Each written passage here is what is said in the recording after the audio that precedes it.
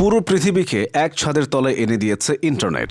তাই বিশ্বে মোট ইন্টারনেট ব্যবহারকারীর সংখ্যা প্রায় 460 কোটি, যা বিশ্বের মোট জনসংখ্যার 57%। তবে আপনি জানেন কি কোন দেশে জনগণ সব থেকে বেশি ইন্টারনেট ব্যবহার করে? Number 5, Brazil.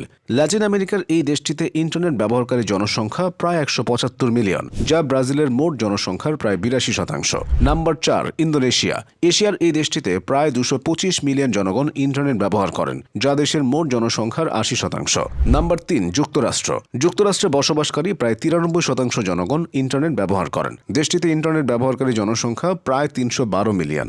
নাম্বার 2, ভারত। পৃথিবীর দ্বিতীয় সর্বোচ্চ জনসংখ্যার দেশ ভারত। দেশটিতে ইন্টারনেট ব্যবহারকারী প্রায় 855 মিলিয়ন, যা দেশটির মোট জনসংখ্যার প্রায় 60%।